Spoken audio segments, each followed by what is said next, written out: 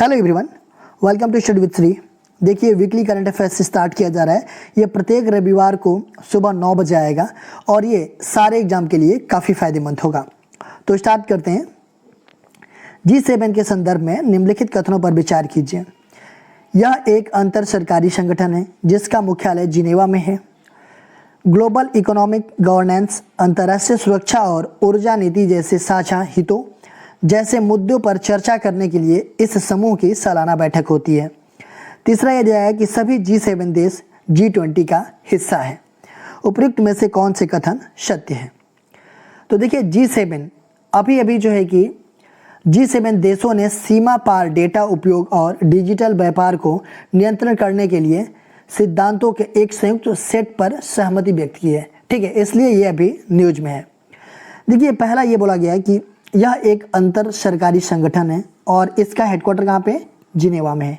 तो देखिए, अंतर सरकारी संगठन तो है ये, लेकिन इसका मुख्यालय जो है कि कहीं फिक्स नहीं है। ठीक है, कोई निश्चित नहीं है इसका मुख्यालय। इसके वार्षिक शिखर सम्मेलन में नेताओं द्वारा जो निर्णय लिया जाता है वो जो है कि गैर बाध्यकारी होता है। देखिए, G7 का मुख्यालय जो है कि ये गठन जो है कि 1975 में हुआ था। ठीक है, 1975 में हुआ था। तो ये क्वेश्चन क्या हो जाएगा? पहला वाला ऑप्शन ये गलत हो जाएगा, क्योंकि इसका हेडक्वार्टर कहीं निश्चित नहीं है। ठीक है, ग्लोबल इकोनॉमिक्स गवर्नेंस, अंतर्राष्ट्रीय सुरक्षा और ऊर्जा नीति जैसे साझा हितों जैसे मुद्दों पर चर्चा करने के लिए इस समूह की सालाना बैठक होती है। देखिए, ये जो है कि आपका सही है। और सभी G7 देश G20 का हिस्सा है, ये भी आपका बिल्कुल सही है। देखिए, G7 में कौन कौन सा देश है? यह United kingdom, Canada, France, Germany, Italy, Japan और अमेरिका है। निम्नलिखित कथनों पर विचार कीजिए। पहला दिया है कि यह एक सींग वाले गैंडे का निवास है। दूसरा यह दिया है कि दिफ्लू नदी यहाँ से होकर निकलती है। तीसरा यह दिया है कि यह यूनेस्को की विश्व विरासत स्थल सूची में शामिल है। ऊपर दिए गए कथन निम्न में से किस राष्ट्रीय उद्यान के साथ सबसे उपयुक्त रूप से संबंध रखते हैं? देखिए, ये जो दो तीन चीज़ें दी गई हैं, ये किस राष्ट्रीय उद्यान के बारे में ये बताता है? तो ये बताता है आपका किसके बारे में? तो ये बताता है आपका काजीरंगा राष्ट्रीय उद्यान के बारे में। ये पहला वाला ऑप्शन सही है। देखिए, यहाँ एक सिंह वाले गैंडे का सबसे अधिक जनसंख्या वाला ये निवास स्थान है और इसको जो है कि आपका 1974 में राष्ट्रीय उद्यान घोषित किया गया था और 1985 में ये यूनेस्को के विश्व विरासत स्थल के रूप में घोषित किया गया था।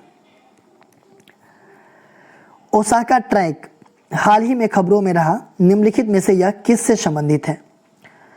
पहला ऑप्शन दिया गया कि मिनी माता की खाड़ी में समुद्री जीवन का प्रबंधन, डाटा प्रवाह और इलेक्ट्रॉनिक्स कॉमर्स, आपदा के प्रवाह को कम करना, और चौथा दिया गया कि एक प्रकार का मैकेनिज्म जिसे कोरोना महामारी के दौरान ओलंपिक 2020 को प्रबंधित करने के लिए विकसित किया गया।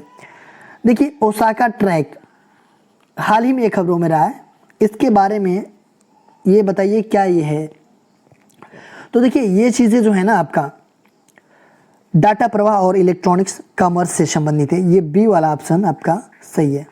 देखिए, डिजिटल अर्थव्यवस्था पर ओसाका ट्रैक का बहिष्कार किया गया है, जो अभी भारत, दक्षिण अफ्रीका और इंडोनेशिया के द्वारा जो ओसाका जापान में आयोजित हुआ था G20 शिखर सम्मेलन में। देखिए, क्योंकि इस पर यह आरोप है कि यह वैश्विक व्यापार बातचीत में आम सहमति पर आधारित बहुपक्षीय सिद्धांतों को खुले रूप से कमजोर कर रहा है। ठीक है, और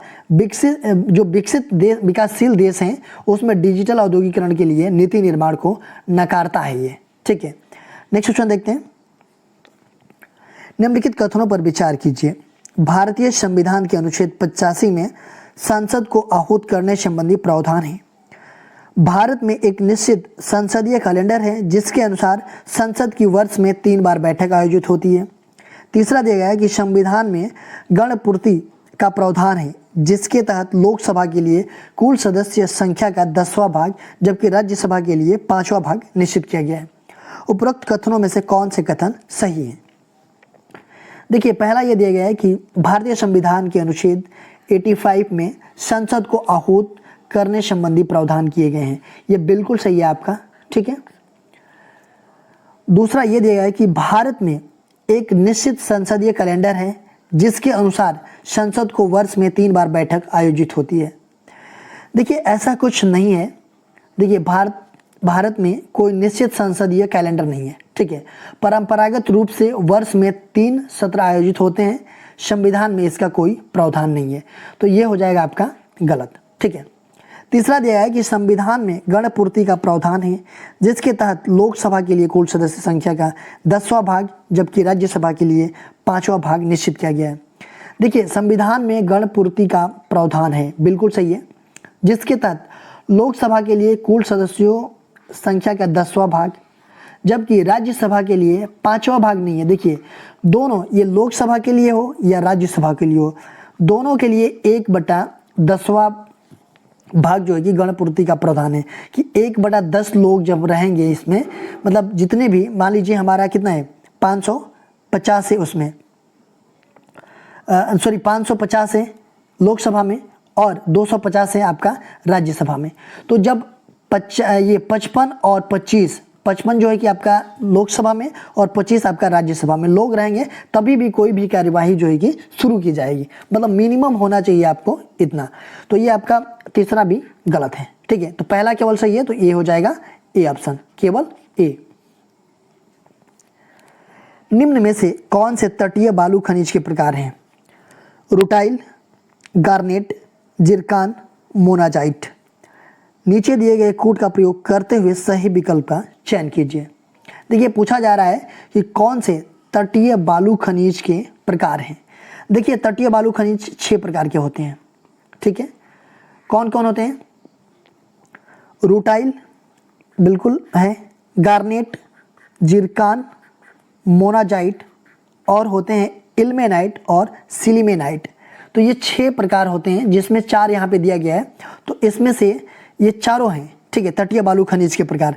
तो ये हो जाएगा ऑप्शन डी, 1, 2, 3 और 4।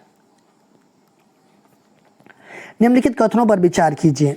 अहमदाबाद में स्थित GIFT Gujarat international finance tech city Bharat का पहला अंतर्राष्ट्रीय वित्तीय सेवा केंद्र है। दूसरा ये दिया गया है, केंद्र सरकार एक विशेष आर्थिक क्षेत्र SEZ में केवल एक अंतर्राष्ट्रीय वित्तीय सेवा केंद्र IFSC को मंजूरी दे सकती है। उपयुक्त में से कौन से कथन सही है? देखिए पहली बात यह है कि अहमदाबाद में ये स्थित जो GIFT है, सिटी भारत का पहला अंतर्राष्ट्रीय वित्तीय सेवा केंद्र है, ये अहमदाबाद नहीं है। ये कौन है? तो ये है आपका गांधीनगर गुजरात का, ठीक है। दूसरा यह है कि केंद्र सरकार एक विशेष आर्थिक क्षेत्र में केवल एक अंतर्राष्ट्रीय वित्तीय सेवा केंद्र को मंजूरी दे सकती है। यह आपका दूसरा सही है। तो इसमें से कौन सा सही हो जाएगा? केवल B. Ayushman Bharat health infrastructure mission के संदर्भ में निम्नलिखित कथनों पर विचार कीजिए। इस योजना के तहत 10 लाख से अधिक आबादी वाले देश में सभी जिलों में क्रिटिकल केयर सेवाएं उपलब्ध होगी। दूसरा यह है कि इसके तहत उत्तर प्रदेश में कुल 9 में से 8 मेडिकल कॉलेज केंद्र प्रायोजित योजनाओं के तहत पूरे हो चुके हैं तथा एक को राज्य सरकार ने अपने संसाधनों से पूरा किया है। उपयुक्त में से कौन सा कथन सही है, ये पूछा जा रहा है।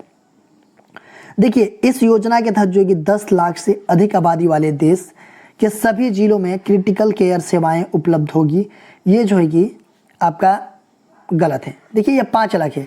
देखिए अभी हाल ही में जो कि प्रधानमंत्री नरेंद्र मोदी जी ने वाराणसी में एक कार्यक्रम के दौरान Ayushman Bharat health infrastructure mission launch किया है और इसका क्या उद्देश्य है कि देश भर में स्वास्थ्य देखभाल के बुनियादी ढांचे को मजबूत करना है। तो ये 10 लाख नहीं है, ये आपका कितना है?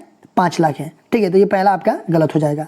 इसके तहत उत्तर प्रदेश में कुल 9 में से 8 मेडिकल कॉलेज केंद्र प्रायोजित योजनाओं के तहत पूरे हो चुके हैं, बिल्कुल सही है, तथा एक को राज्य सरकार ने अपने संसाधनों से पूरा किया है।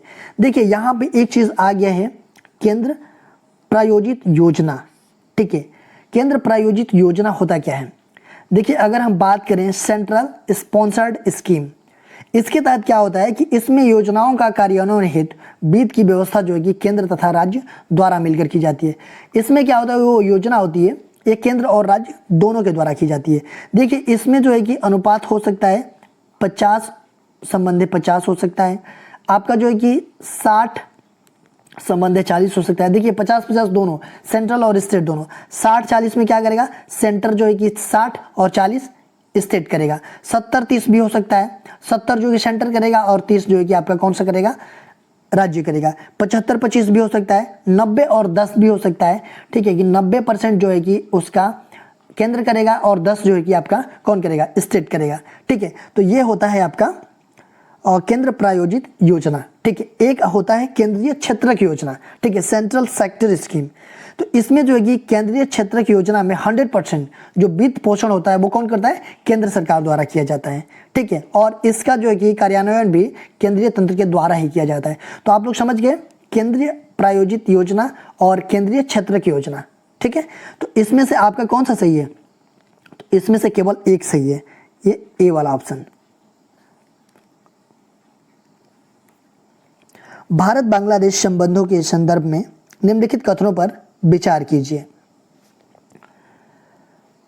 पहला है कि अभ्यास बोंगो सागर भारत और बांग्लादेश के बीच एक द्विपक्षीय नौसैनिक अभ्यास है। दूसरा है कि ऑपरेशन सर्च लाइट 1971 के मुक्ति संग्राम से संबंधित है। उपयुक्त में से कौन से कथन सही है। देखिए पहला ये दिया गया है आपका कि अभ्यास बोंगो सागर भारत और बांग्लादेश के बीच एक द्विपक्षीय नौसैनिक अभ्यास है, ठीक है, ये आपका बिल्कुल सही है। देखिए ये 23 से 29 अक्टूबर के बीच जो कि बांग्लादेश के नौसेना अध्यक्ष एडमिरल एम शाहीन इकबाल भारत की आधिकारिक यात्रा पर थे, ठीक है। और बोंगो सागर अभ्यास जो है कि 2021 में ये शुरू किया गया था, ठीक है। दूसरा है कि ऑपरेशन सर्च लाइट 1971 के मुक्ति संग्राम से संबंधित है, ये भी आपका सही है। तो ये हो जाएगा आपका सी ऑप्शन, 1 और 2 दोनों सही है। 67वें राष्ट्रीय फिल्म पुरस्कार के संबंध में निम्नलिखित कथनों पर विचार कीजिए। बेस्ट बुक ऑन सिनेमा का award A Gandhian affair India's curious portrayal of love in cinema को मिला है। दूसरा यह दिया गया कि पुरस्कार समारोह का आयोजन सूचना एवं प्रसारण मंत्रालय के तहत आने वाले फिल्म समारोह निदेशालय द्वारा किया जाता है। उपयुक्त में से कौन से कथन गलत है, ये पूछा जा रहा है, ठीक है, सही नहीं है, ये पूछा जा रहा है आपका कि गलत है, ठीक है। तो देखिए ये बेस्ट बुक ऑन सिनेमा का अवार्ड जो है कि ये a Gandhian affair India's curious portrayal of love in cinema को मिला है, ये तो आपका बिल्कुल सही है। इसके जो है कि राइटर कौन है, संजय सूरी, इनके द्वारा ये लिखा गया है। देखिए ये आपका क्या है, ये सही है, ठीक है। पुरस्कार समारोह का आयोजन सूचना एवं प्रसारण मंत्रालय के तहत आने वाले फिल्म समारोह निदेशालय द्वारा किया जाता है। दूसरी ये बात होती है कि ये देखिए 67वें राष्ट्रीय फिल्म पुरस्कार के विजेताओं को सम्मानित किया है कौन, उपराष्ट्रपति एम वेंकैया नायडू द्वारा, ठीक है। तो ये भी आपका दूसरा भी सही है। देखिए ये दोनों बिल्कुल सही है कथन अगर देखा जाए, लेकिन यहाँ क्या पूछा जा रहा है कि कौन सा कथन गलत है, तो इसमें से तो कोई भी गलत नहीं है, तो ये हो जाएगा आपका डी ऑप्शन, न तो 1 और न ही 2। कॉन्फ्रेंस ऑफ पार्टीज COP26 के संबंध में निम्नलिखित कथनों पर विचार कीजिए। इसका आयोजन इस वर्ष यूनाइटेड किंगडम यूके की अध्यक्षता में इटली के साथ साझेदारी में किया जा रहा है। दूसरा यह दिया गया है कि संयुक्त राष्ट्र जलवायु परिवर्तन फ्रेमवर्क कन्वेंशन UNFCCC के अनुसार COP26 सिर्फ एक लक्ष्य की दिशा में कार्य करेगा। उपयुक्त में से कौन से कथन सही है, ये पूछा जा रहा है। देखिए इसका आयोजन जो है कि इस वर्ष जो है कि यूनाइटेड किंगडम यूके की अध्यक्षता में इटली के साथ साझेदारी में किया जा रहा है। देखिए बिल्कुल सही है, ठीक है। और संयुक्त राष्ट्र जलवायु परिवर्तन फ्रेमवर्क कन्वेंशन UNFCCC के अनुसार COP26 सिर्फ एक लक्ष्य की दिशा में कार्य करेगा। देखिए ये एक लक्ष्य की दिशा में कार्य नहीं करता है, इनके जो है कि और भी मतलब लक्ष्य हैं। देखिए ऐसा है कि प्रधानमंत्री नरेंद्र मोदी जी 29 अक्टूबर से 2 नवंबर के बीच जो है कि 16वां शिखर सम्मेलन G20 जो कि रोम इटली में, ठीक है, और COP26 का सम्मेलन कहाँ पे, ग्लासगो यूके में ये हो रहा है, उसमें जो है कि वो हिस्सा लेंगे, ठीक है। और इसका जो है कि एक दिशा नहीं है, इसके जो है कि कितने दिशा हैं, मतलब ये जो है कि 4 लक्ष्यों की दिशा पे कार्य करेगा। देखिए एक तो 2050 तक नेट जीरो का लक्ष्य है, ठीक है। दूसरा ये है कि समुदाय और प्राकृतिक आवासों की रक्षा के लिए अनुकूलन।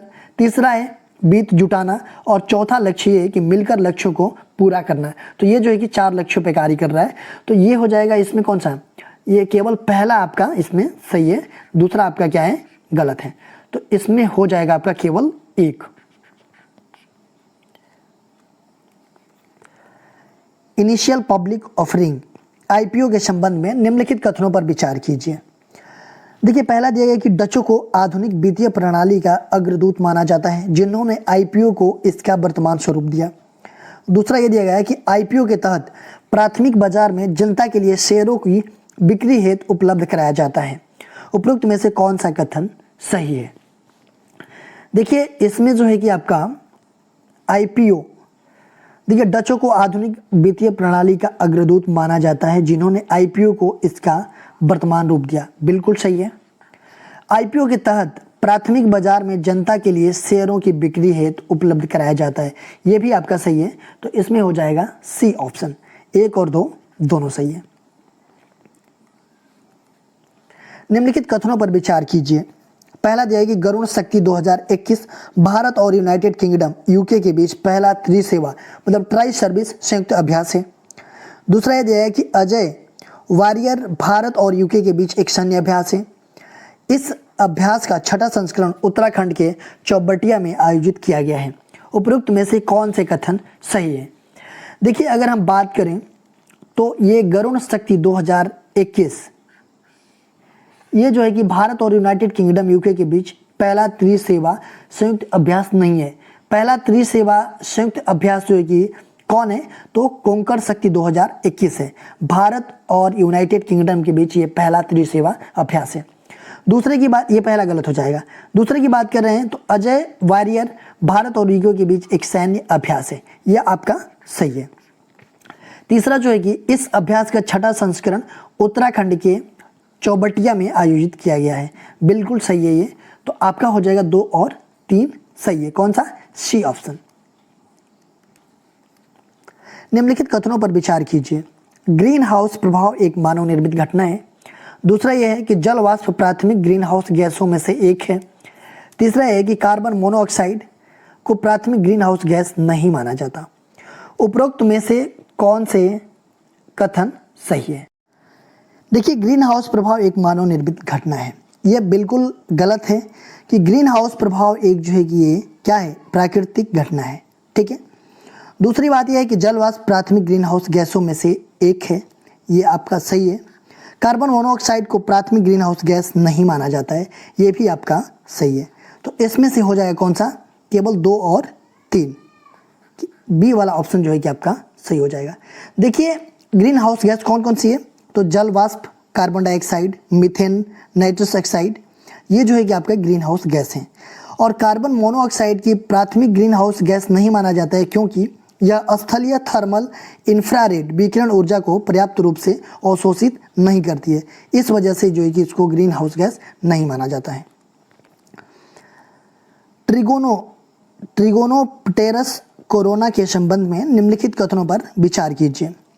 ट्रिगोनोप्टेरस कोरोना झिंगुर की एक प्रजाति है, जिसका नाम कोरोना वायरस के नाम पर रखा गया है। इसे इंडोनेशिया के सुलावेसी द्वीप पर खोजा गया है। उपरोक्त में से कौन से कथन सही है? देखिए, अगर देखा जाए ट्रिगोनोप्टेरस कोरोना के संबंध में, तो ये जो है कि आपका झिंगुर की एक प्रजाति है, बिल्कुल सही है, जिसका नाम है कोरोना वायरस के नाम पर ही रखा गया है इसका, और ये इंडोनेशिया के सुलावेसी द्वीप पर ये खोजा गया है। तो ये दोनों सही है, तो ये हो जाएगा आपका सी ऑप्शन। निम्नलिखित कथनों पर विचार कीजिए। पहला है कि कौशल विकास और उद्यमिता मंत्रालय द्वारा महात्मा गांधी राष्ट्रीय फेलोशिप कार्यक्रम शुरू किया गया है। दूसरा ये कि यह कार्यक्रम skills acquisition and knowledge awareness for livelihood promotion के तहत तैयार किया गया है। उपरोक्त में से कौन से कथन सही है? तो देखिए, ये जो है कि कौशल विकास और उद्यमिता मंत्रालय द्वारा महात्मा गांधी राष्ट्रीय फेलोशिप कार्यक्रम शुरू किया गया है, ये बिल्कुल सही है। दूसरा ये है कि आपका यह कार्यक्रम skill acquisition and knowledge awareness for livelihood promotion के तहत तैयार किया गया है। तो ये दोनों सही है, तो ये हो जाएगा आपका सी ऑप्शन, 1 और 2 दोनों। निम्नलिखित कथनों पर विचार कीजिए। दक्षिण पश्चिम मानसून की वजह से प्रायद्वीपीय भारत के पूर्वी भाग में वर्षा होती है। दूसरा है कि अल नीनो अक्सर दक्षिण पश्चिम मानसून की में रुकावट पैदा करता है। तीसरा है कि दक्षिण पश्चिम मानसून का नाम उन हवाओं पर पड़ा है जो भारतीय उपमहाद्वीप में दक्षिण पश्चिम दिशा की ओर जाती है। उपरोक्त में से कौन से कथन सही है? देखिए, इसमें जो है कि आपका पहला अगर देखा जाए तो ये गलत है। दक्षिण पश्चिम मानसून की वजह से प्रायद्वीपीय भारत की पूर्वी भाग में वर्षा नहीं होती है। ये जो है कि पूर्वी भाग में वर्षा मानसून के लौटने से होती है, ठीक है। दूसरा आपका जो है कि सही है कि अल नीनो अक्सर दक्षिण पश्चिम मानसून में रुकावट पैदा करता है। तीसरी बात यह है कि दक्षिण पश्चिम मानसून का नाम उन हवाओं पर पड़ा है जो भारतीय उपमहाद्वीप में दक्षिण पश्चिमी दिशा की ओर बहती है। देखिए, ये है कि दिशा की ओर बहती है, नहीं, ये जो है कि दक्षिण पश्चिमी दिशा से आती है। उन जो है कि मानसून का नाम जो है कि उन पर पड़ा है जो कि भारतीय उपमहाद्वीप में दक्षिण पश्चिम दिशा से आती है, ठीक है, की ओर से नहीं आती है। ये जो है कि दक्षिण पश्चिम दिशा से आती है, ठीक है। तो ये आपका हो जाएगा गलत। देखिए, ये हवाएं जो है कि भारत से 4000 किलोमीटर से अधिक दूर स्थित मस्कारेन नामक हाई उच्च दाब वाले क्षेत्र से ये आती है, ठीक है। तो ये हो जाएगा केवल 2 सही है, ये बी ऑप्शन। निम्नलिखित कथनों पर विचार कीजिए। मुल्ला पेरियार बांध केरल के इडुक्की जिले में मुल्लायार एवं पेरियार नदियों के संगम पर स्थित है। दूसरा है कि मुल्ला पेरियार बांध का संचालन और रखरखाव केरल द्वारा किया जाता है। तीसरा है कि पेरियार नदी पश्चिमी घाट की शिवगिरी पहाड़ियों से निकलती है और पेरियार राष्ट्रीय उद्यान से होकर बहती है। उपरोक्त में से कौन से कथन सही है? देखिए, अगर इसमें देखा जाए तो ये मुल्ला पेरियार बांध केरल के इडुक्की जिले में मुल्लायर एवं पेरियार नदियों के संगम पर स्थित है। बिल्कुल सही है। देखिए, पेरियार नदी केरल की सबसे लंबी नदी है और इसे केरल की जीवन रेखा के रूप में भी जाना जाता है। दूसरा यह है कि मुल्ला पेरियार बांध का संचालन और रखरखाव केरल द्वारा किया जाता है। देखिए, केरल के द्वारा नहीं किया जाता, ये तमिलनाडु के द्वारा किया जाता है, ठीक है। तो ये गलत है।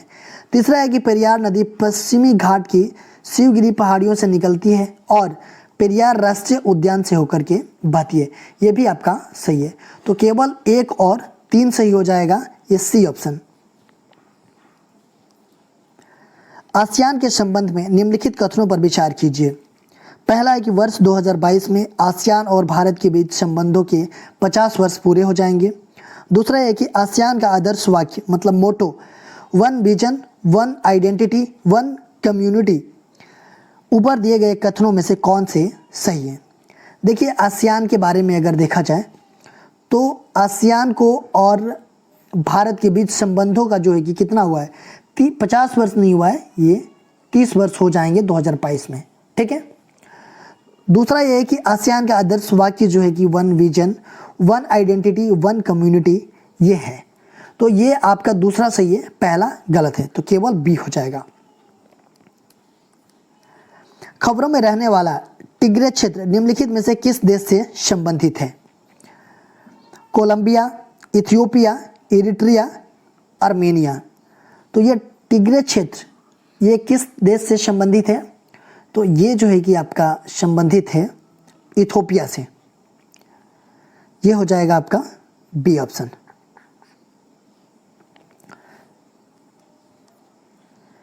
निम्न में से कौन सा राज्य है जिसने 26 अक्टूबर 2021 को देश में सबसे पहले 3 करोड़ लोगों का संपूर्ण कोविडकरण करने की उपलब्धि हासिल की है? तो वो कौन सा है? तो वो है आपका उत्तर प्रदेश, जिन्होंने 26 अक्टूबर 2021 को जो 3 करोड़ लोगों का संपूर्ण कोविड टीकाकरण करने में उपलब्धि हासिल किया है। निम्नलिखित देशों पर विचार कीजिए। Turkmenistan, Pakistan, Kyrgyzstan, Tajikistan and Afghanistan. इनमें से कौन से देश उज्बेकिस्तान के साथ सीमा साझा करते हैं? उज्बेकिस्तान की बात की जा रही है। देखिए, उज्बेकिस्तान जो है कि ये 5 देशों से घिरा जो है कि ये एक लैंड लॉक कंट्री है, ठीक है। इसके जो है कि कौन कौन है 5 लोग, कजाकिस्तान है, किर्गिस्तान है, तजाकिस्तान है, अफगानिस्तान है और तुर्कमेनिस्तान है। ठीक है, तो इसमें जो है कि आपका हो जाएगा पहला, दूसरा नहीं, तीसरा, चौथा, पांचवा। 1 2 3 4 5 कौन सा है? 1 2 3 1 3 1 3 4 5 है ना, तो ये हो जाएगा आपका 1 3 4 5 कौन सा है? ये बी वाला ऑप्शन हो जाएगा। निम्नलिखित में से किस राज्य में अगले वर्ष 56वीं नेशनल क्रॉस कंट्री चैंपियनशिप का आयोजन किया जाएगा? मिजोरम, नागालैंड, उत्तर प्रदेश, महाराष्ट्र। तो 56वीं नेशनल क्रॉस कंट्री का चैंपियनशिप का जो आयोजन है वो कहाँ किया जाएगा? तो ये किया जाएगा आपका नागालैंड में। देखिए 15 जनवरी 2022 को कोहिमा में किया जाएगा। ठीक है, दादा साहेब फाल्के पुरस्कार के संबंध में निम्नलिखित कथनों पर विचार कीजिए। पहला है कि वर्ष 2021 का यह पुरस्कार अमिताभ बच्चन को दिया गया है।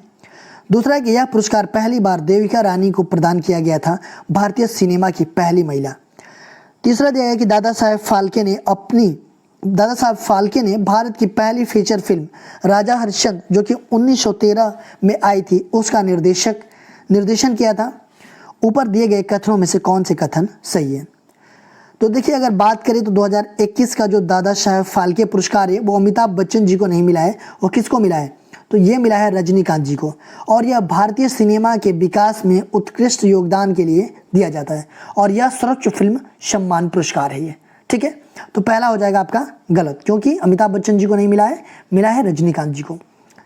दूसरा है कि यह पुरस्कार पहली बार देविका रानी को प्रदान किया गया था, भारतीय सिनेमा की पहली महिला भी है ये। ठीक है, इनको प्रदान किया गया था, ये बिल्कुल सही है।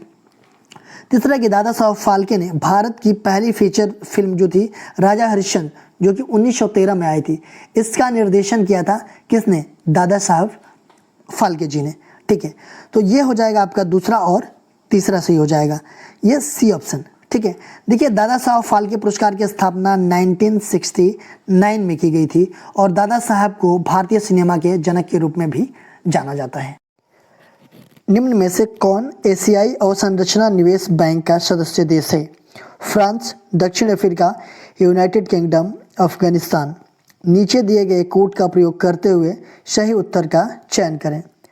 देखिए एशियाई अवसंरचना निवेश बैंक, इसका सदस्य देश पूछा जा रहा है। ठीक है, तो देखिए हाल ही में केंद्रीय वित्त और कॉरपोरेट मामले के मंत्री जो हैं उन्होंने एशियाई अवसंरचना निवेश बैंक के बोर्ड ऑफ गवर्नर की 6ठी वार्षिक बैठक में वीडियो कॉन्फ्रेंसिंग के माध्यम से हिस्सा लिया है। ठीक है, देखिए एशियाई अवसंरचना विकास बैंक यह जो है कि एक बहुपक्षीय विकास बैंक है जिसका उद्देश्य है कि एशियाई क्षेत्र में सामाजिक और आर्थिक विकास का बढ़ावा देना। ठीक है, देखिए फ्रांस, जर्मनी, इटली और यूनाइटेड किंगडम के साथ साथ जो है कि G20 के 14 देश जो है कि AIIB के सदस्य हैं।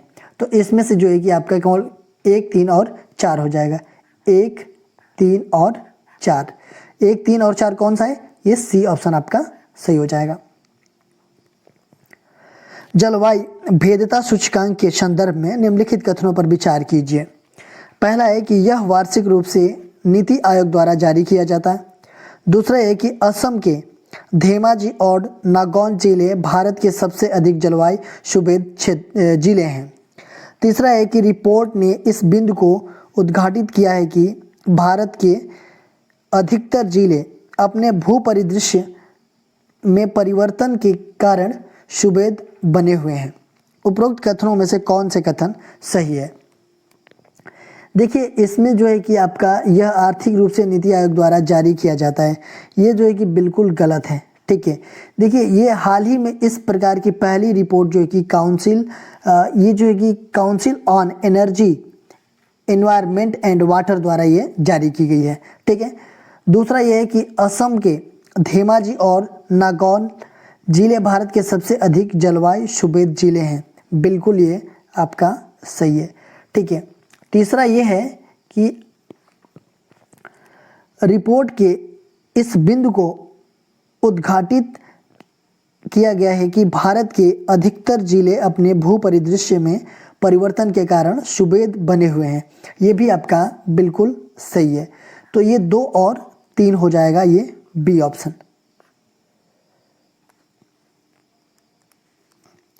निम्नलिखित में से कौन से देश मोजाम्बिक के साथ सीमा साझा करते हैं?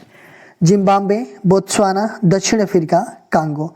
लोकतांत्रिक गणराज्य नीचे दिए गए कूट का प्रयोग करते हुए सही उत्तर का चयन कीजिए। देखिए ये जो है कि आपका हो जाएगा मोजाम्बिक के मतलब साथ सीमा साझा करते हैं कौन कौन? तो इसके साथ जो है कि तंजानिया करता है, फिर मलावी, जाम्बिया, जिम्बाब्वे, दक्षिण अफ्रीका और एस्वातिनिया से ये सीमा लगती हुई है। ठीक है, तो इसमें जिम्बाब्वे हो जाएगा और दक्षिण अफ्रीका हो जाएगा। ये फर्स्ट और थर्ड, 1 और 3, ये ए ऑप्शन आपका सही हो जाएगा। राष्ट्रीय राजधानी क्षेत्र और आसपास के क्षेत्रों में वायु गुणवत्ता प्रबंधन आयोग के संदर्भ में निम्नलिखित कथनों पर विचार कीजिए। पहला है कि आयोग के पास यह शक्ति है कि वह किसी संवेदनशील क्षेत्र में किसी उद्योग की स्थापना को प्रतिबंधित कर सकती है। ठीक है, बिल्कुल सही है आपका।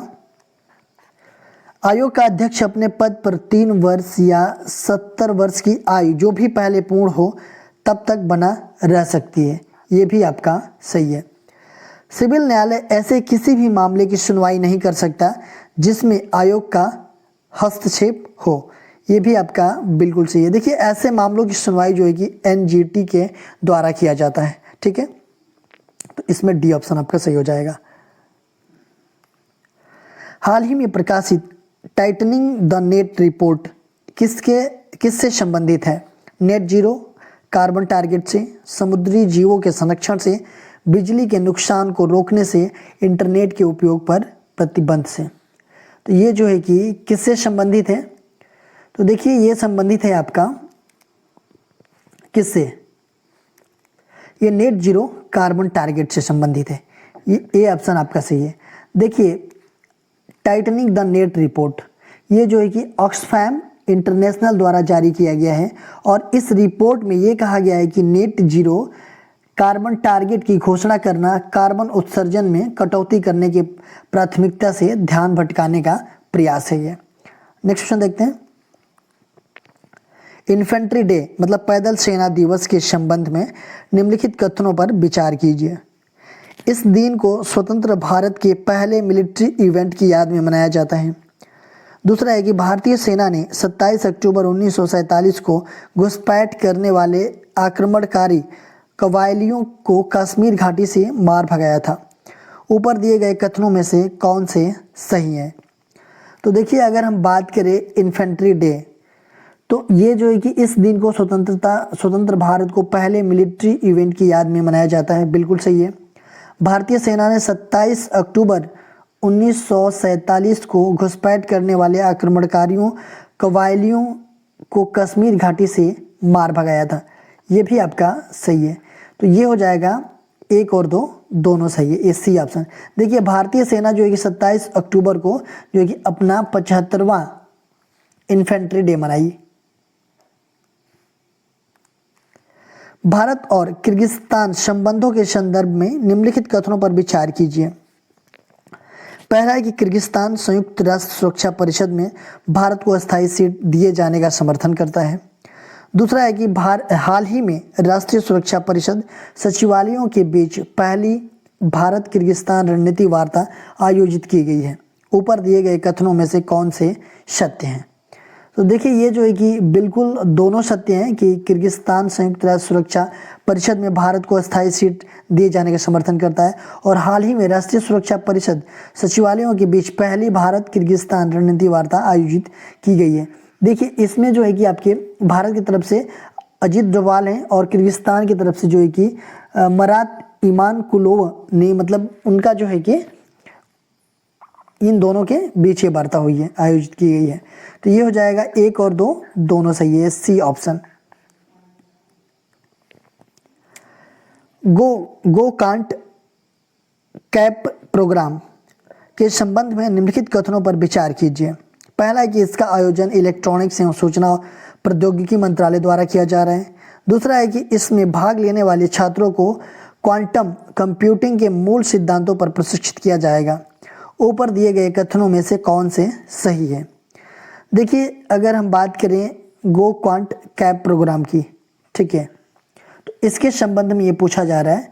तो ये पहला जो है कि आपका इसका आयोजन जो है कि इलेक्ट्रॉनिक्स एवं सूचना प्रौद्योगिकी मंत्रालय द्वारा किया जा रहा है, ये आपका गलत है। देखिए, अंतर्राष्ट्रीय वित्तीय सेवा केंद्र प्राधिकरण के तत्वाधान से ये गिफ्ट सिटी के सहयोग से ब्लूमबर्ग द्वारा ये जो है कि गो क्वांट कैप प्रोग्राम जो है कि आयोजित किया जा रहा है, ठीक है। दूसरा है कि इसमें भाग लेने वाले छात्रों को क्वांटम कंप्यूटिंग के मूल सिद्धांतों पर प्रशिक्षित किया जाएगा, ये बिल्कुल सही है। तो इसमें हो जाएगा बी ऑप्शन, केवल 2। पेगासस स्पाईवेयर के संबंध में निम्नलिखित कथनों पर विचार कीजिए। इसे NSO ग्रुप द्वारा विकसित किया गया है, जिसे 2010 में स्थापित किया गया था। दूसरा है कि इसे सबसे पहले 2016 में खोजा गया था, जब इसने स्पीयर फिशिंग के जरिए फ़ोन को इन्फेक्ट किया था। तीसरा है कि यह केवल स्पीयर फिशिंग के माध्यम से फ़ोन को इन्फेक्ट करता है। ऊपर दिए गए कथनों में से कौन से सही हैं? देखिए, पेगासस स्पाईवेयर के संबंध में ये पूछा जा रहा है। तो ये जो है कि आपका देखिए, ये NSO ग्रुप के द्वारा विकसित किया गया है, जिसे 2010 में स्थापित किया गया था, बिल्कुल ये सही है। देखिए, इसे सबसे पहले 2016 में खोजा गया था, जब इसने स्पीयर फिशिंग के जरिए फ़ोन को इन्फेक्ट किया था। देखिए, ये भी आपका बिल्कुल सही है। तीसरी की बात आती है, ये केवल स्पीयर फिशिंग के माध्यम से फ़ोन को इन्फेक्ट करता है, ठीक है। अगर तीसरे की बात आ रही है, तो ये जो है कि स्पीयर फिशिंग में जो है कि मैसेज और ईमेल भेजने वाला अपने आप को एक विश्वासी सेंडर बताकर किसी भी व्यक्ति विशेष के मोबाइल को इन्फेक्ट करता है, ठीक है, या पीड़ितों को सूचना या धन देने के लिए मजबूर करता है। इसमें जो है कि जीरो क्लिक अटैक के जरिए जो है कि मोबाइल को इन्फेक्ट किया जाता है। तो ये आपका तीसरा क्या हो जाएगा? गलत हो जाएगा। तो इसमें से आपका कौन सा सही है? केवल 1 और 2, ये ए ऑप्शन आपका सही हो जाएगा। आधार हैकाथन 2021 के संबंध में निम्नलिखित कथनों पर विचार कीजिए। इसका आयोजन नीति आयोग द्वारा किया गया। दूसरा है कि इसकी 2 व्यापक थीम है, नामांकन और प्रमाणीकरण। ऊपर दिए गए कथनों में से कौन से सही हैं? देखिए, आधार हैकाथन 2021 के संबंध में ये पूछा जा रहा है। इसके बारे में देखिए, इसका आयोजन नीति आयोग द्वारा किया गया, ठीक है, ये जो है कि आपका बिल्कुल गलत है, ठीक है। इसका जो है कि आयोजन UIDAA unique identification authority of India के द्वारा किया गया, ठीक है। आधार हैकाथन 2021 का जो आयोजन था, ये जो है किसके द्वारा किया गया? UIDAI के द्वारा। देखिए, इसकी जो है कि 2 व्यापक थीम है, नामांकन और प्रमाणीकरण। ये जो है कि आपका बिल्कुल सही है, ठीक है। देखिए, भारत में युवाओं के बीच जो है कि नवाचार को बढ़ावा देने के लिए आधार हैकाथन 2021 नामक 4 दिवसीय कार्यक्रम का आयोजन जो है कब 28 अक्टूबर से किया जा रहा है, ठीक है। तो इसमें आपका केवल 2 सही है, ये बी ऑप्शन हो जाएगा। एशियन डेवलपमेंट बैंक के संदर्भ में निम्नलिखित कथनों पर विचार कीजिए। पहला है कि इसके सभी सदस्य एशिया महाद्वीप से हैं। दूसरा है कि इसमें सबसे बड़ा शेयर धारक चीन है। और तीसरा है कि इसका मुख्यालय मनीला फिलीपींस में है, ठीक है। इसमें से इन कथनों पर विचार करना है, तो कौन सा कथन सही है? देखिए, इसके सभी सदस्य एशिया महाद्वीप से हैं, ये वाला गलत है, ठीक है। इसके सबसे बड़ा शेयर धारक चीन है, ये भी गलत है। और इसका मुख्यालय जो है कि मनीला फिलीपींस में है, ये सही है, ठीक है। तो केवल हो जाएगा 3। देखिए, अभी हाल ही में भारत सरकार और एशियाई विकास बैंक ने जो है कि $4.5 मिलियन की परियोजना वित्त पोषण ऋण समझौता पर हस्ताक्षर किए हैं। इसका मकसद है कि आइजोल मतलब मिजोरम में परियोजना की तैयारी और डिजाइन गतिविधियों में सहयोग के माध्यम से शहरी गतिविधियों में सुधार करना है। देखिए, ADB की हम बात करें तो इसका जो है कि ये एशियाई विकास बैंक एडीबी, एशियाई विकास बैंक है, यह एक क्षेत्रीय विकास बैंक है और इसकी स्थापना जो है कि 19 दिसंबर 1966 में हुआ था। ठीक है, एडीबी में कुल जो है कि 68 सदस्य हैं। ठीक है, और कुल में मतलब 68 में जो है कि 49 जो है कि सदस्य एशिया प्रांत से हैं। कृषि उड़ान 2.0 के संदर्भ में निम्नलिखित कथनों पर विचार कीजिए।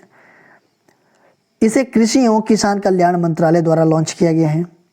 दूसरा है कि इसके तहत पराली जलाने की समस्याओं को हल करने के लिए टबों हैप्पी सीडर की उपलब्धता को सुगम बनाने और प्रोत्साहित करने का प्रस्ताव है। उपर्युक्त में से कौन से कथन सही है? देखिए, कृषि उड़ान 2.0 ये जो है कि आपका कृषि एवं किसान कल्याण मंत्रालय द्वारा ये लॉन्च नहीं किया गया, ये किया गया है केंद्रीय नगरीय उड्डयन मंत्री जो कि ज्योतिरादित्य सिंधिया जी हैं, उनके द्वारा ये लॉन्च किया गया है। ठीक है, दूसरा है कि इसके तहत पराली जलाने की समस्या को हल करने के लिए टबो हैप्पी सीडर की उपलब्धता को सुगमता बनाने की और प्रोत्साहित करने का प्रस्ताव है।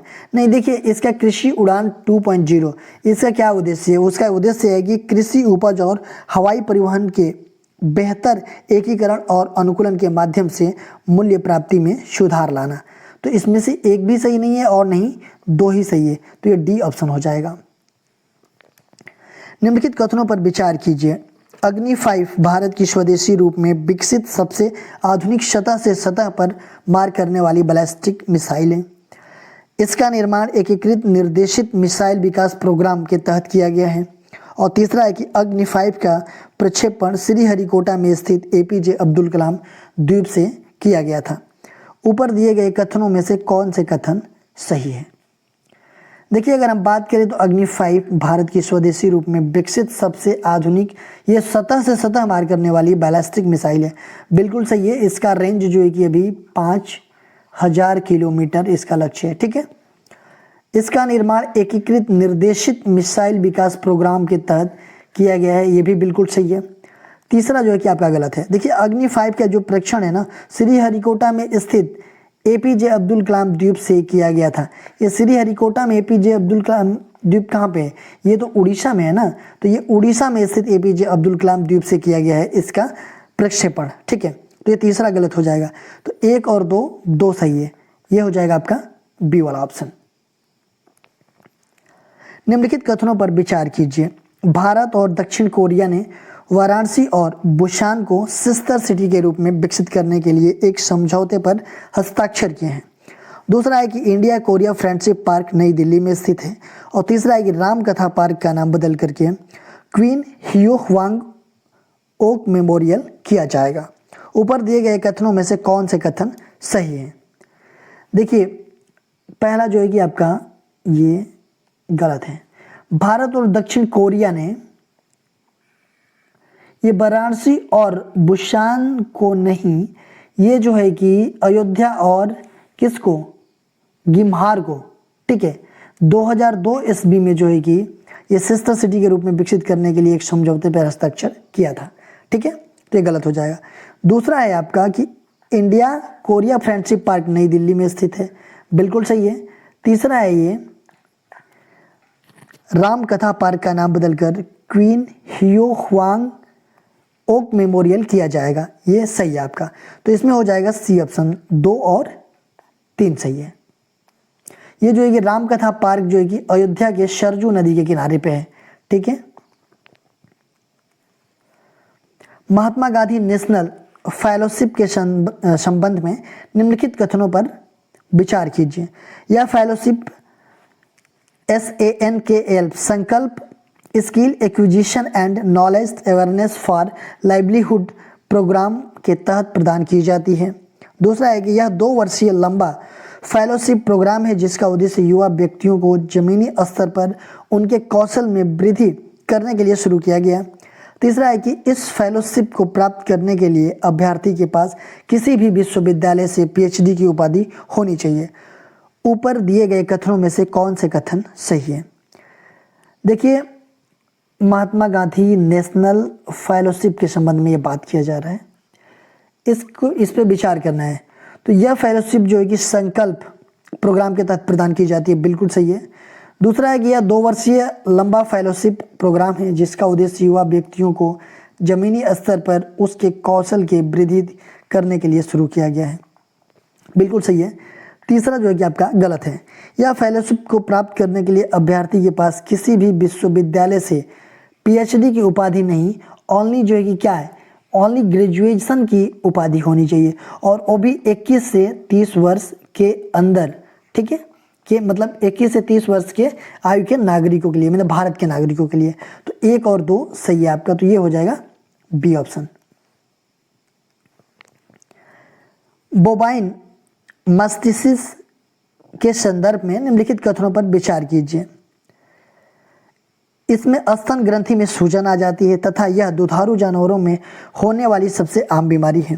दूसरा है कि यह दूध की गुणवत्ता में गिरावट के कारण कृषि उत्पादकता को प्रभावित कर सकता है और इस प्रकार यह आय उत्पन्न करने वाली गतिविधियों को प्रभावित करता है। तीसरा है कि विभिन्न प्रकार के परजीवी अलग अलग मास्टिटिस संक्रमण का कारण बनते हैं। ऊपर दिए गए कथनों में से कौन से कथन सही है? देखिए, अगर हम बात करें बोबाइन मास्टिटिस की, तो ये जो है कि इसमें स्तन ग्रंथि में सूजन आ जाती है और यह दुधारू जानवरों में होने वाली सबसे आम बीमारी है, बिल्कुल सही है।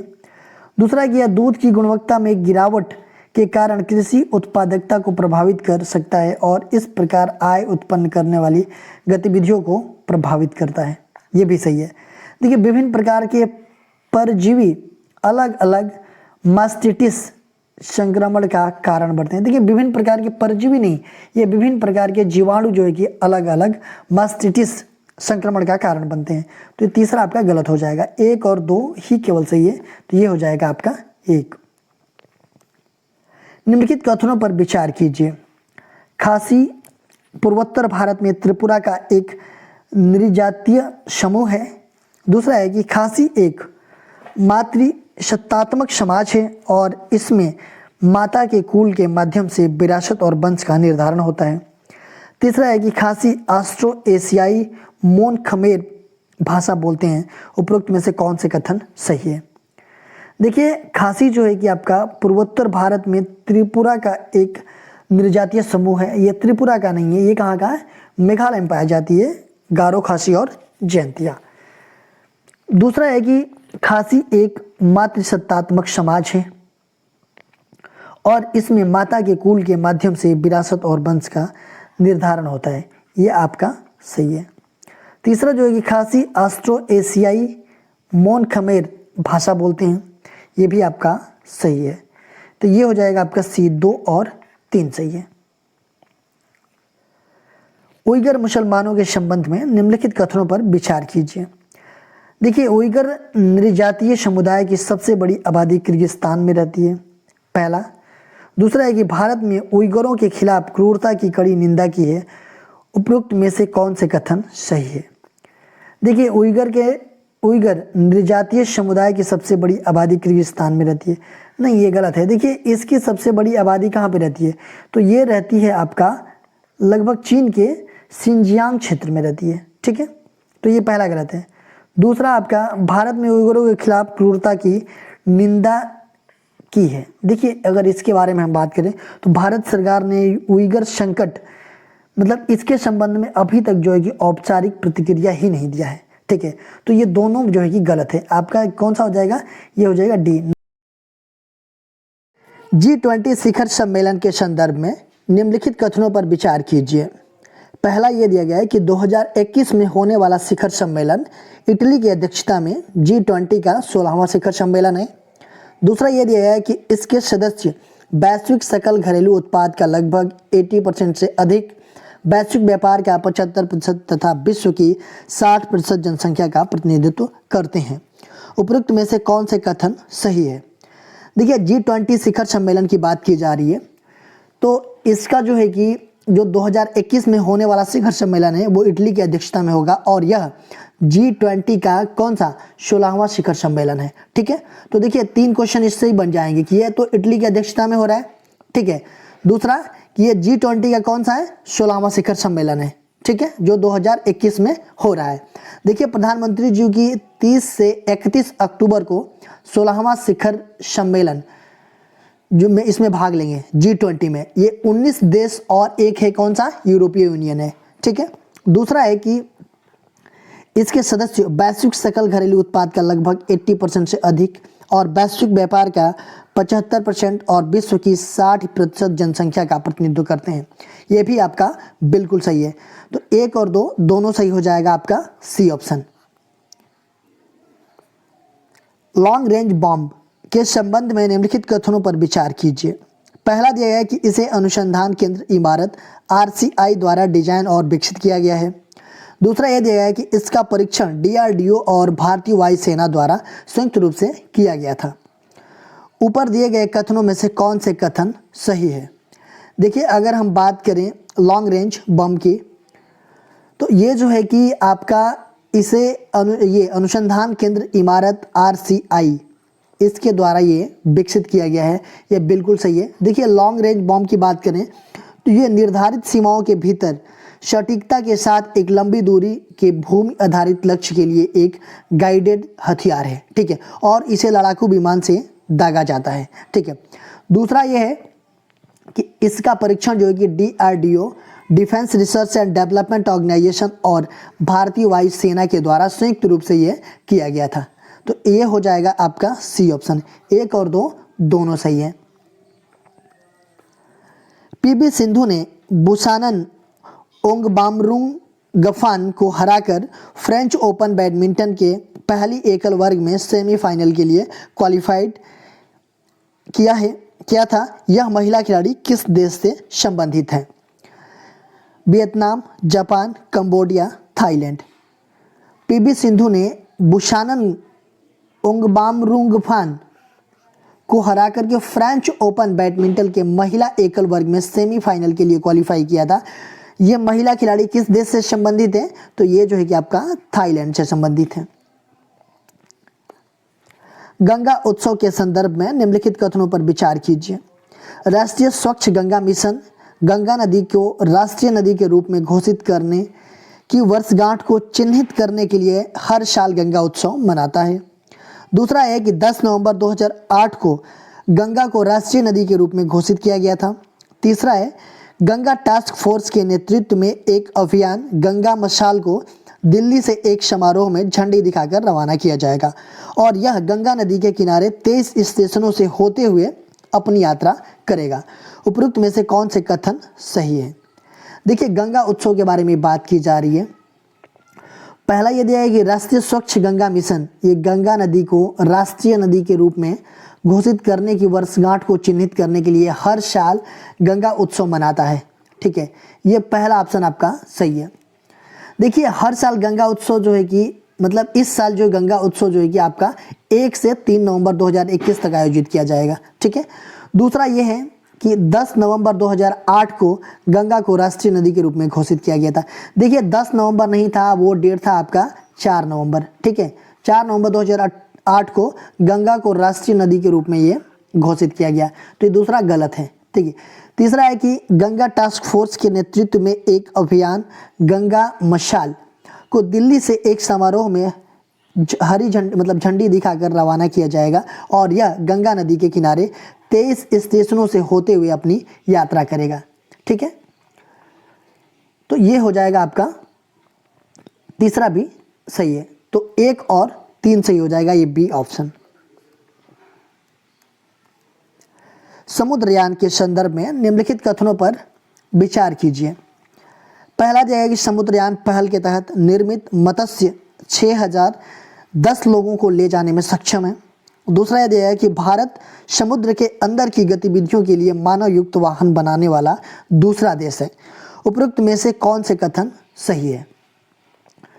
देखिए अभी हाल ही में जो कि विज्ञान एवं प्रौद्योगिकी राज्य मंत्री डॉक्टर जितेंद्र सिंह ने चेन्नई में मानव युक्त समुद्र मिशन समुद्रयान जो है कि ये लॉन्च किया है। ठीक है, और देखिए इसके तहत जो है कि ये जो मत्स्य 6000 है, इसके तहत जो है कि 10 लोग नहीं, ये जो है कि केवल जो है कि 3 व्यक्तियों को ले जाने में ये सक्षम है। ठीक है, 10 नहीं है।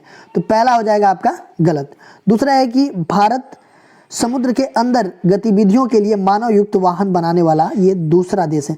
देखिए भारत जो है कि ये दूसरा देश नहीं है, इसके पहले जो है कि अमेरिका, रूस, जापान, फ्रांस, चीन, इन लोगों ने मतलब ये चीज़ें मानव युक्त वाहन बना चुके हैं। तो ये हमें लगता है कि भारत जो है कि आपका छठा देश हो जाएगा। तो ये भी आपका दूसरा भी गलत हो जाएगा। तो ये डी ऑप्शन हो जाएगा, न तो एक और न ही दो। मुख्यमंत्री घसियारी कल्याण योजना के संदर्भ में निम्नलिखित कथनों पर विचार कीजिए। यह उत्तराखंड सरकार की एक पहल है। दूसरा कि इस योजना का उद्देश्य पर्वतीय क्षेत्रों में रहने वाले प्रदेश की 3 लाख से अधिक ग्रामीण महिलाओं के सिर के बोझ को खत्म करना है। उपरोक्त में से कौन से कथन सही है? देखिए बात की जा रही है मुख्यमंत्री घसियारी कल्याण योजना, ठीक है, इस योजना के बारे में बात की जा रही है। तो ये जो है कि अभी हाल ही में गृह मंत्री अमित शाह ने देहरादून में घसियारी कल्याण योजना लॉन्च किया है, ठीक है, और यह उत्तराखंड सरकार की एक पहल है, ये बिल्कुल सही है। दूसरा जो है कि इस योजना का उद्देश्य पर्वतीय क्षेत्रों में रहने वाली प्रदेश की 3 लाख से अधिक ग्रामीण महिलाओं के सिर के बोझ को खत्म करना है, ये भी आपका सही है। देखिए इस योजना के तहत ना सुरक्षित हरा चारा अपने घर पे उपलब्ध कराया जाएगा, ठीक है, तो ये दोनों है सही आपका। तो ये हो जाएगा कौन सा? ये सी ऑप्शन हो जाएगा, 1 और 2 दोनों सही है। National company law appellate tribunal NCLAT के संबंध में निम्नलिखित कथनों पर विचार कीजिए। इसका गठन कंपनी अधिनियम 2013 की धारा 410 के तहत राष्ट्रीय कंपनी विधि अधिकरण NCLT के आदेशों के खिलाफ अपील की सुनवाई के लिए किया गया था। दूसरा यह है कि यह एक अपीलीय अधिकरण भी है जो भारतीय प्रतिस्पर्धा आयोग CCI द्वारा जारी किए गए किसी भी निर्देश या निर्णय या पारित आदेश के खिलाफ अपीलों की सुनवाई और निपटारा करता है। उपरोक्त में से कौन से कथन सही है? देखिए ये जो है कि NCLAT के बारे में पूछा जा रहा है। हाल ही में केंद्र सरकार ने सुप्रीम कोर्ट के रिटायर्ड जज जस्टिस अशोक भूषण को NCLAT के पूर्णकालीन अध्यक्ष नियुक्त किया है, इसलिए जो कि यह न्यूज में है। तो इसका गठन जो है कि कंपनी अधिनियम 2013 की धारा 410 के तहत राष्ट्रीय कंपनी विधि अधिकरण के आदेशों के खिलाफ अपील की सुनवाई के लिए किया गया था, ये बिल्कुल सही है आपका। दूसरा है कि यह एक अपीलीय अधिकरण भी है जो कि भारतीय प्रतिस्पर्धा आयोग CCI द्वारा जारी किए गए किसी भी निर्देश या निर्णय या पारित आदेश के खिलाफ अपीलों की सुनवाई और निपटारा करता है, बिल्कुल ये भी सही है आपका। तो ये हो जाएगा 1 और 2 दोनों सही है, ये सी ऑप्शन सही हो जाएगा। वेटकन सिटी के संबंध में निम्नलिखित कथनों पर विचार कीजिए। पहला ये दिया है कि यह वेटकन पहाड़ी पर टाइबर नदी के दाहिने किनारे पर स्थित है। दूसरा यह दिया है कि यह टेलरन संधि के साथ इटली से स्वतंत्र हुआ। उपरोक्त में से कौन से कथन सही है? देखिए वेटकन सिटी के बारे में बात की जा रही है उसके संबंध में। तो ये जो है कि यह वेटकन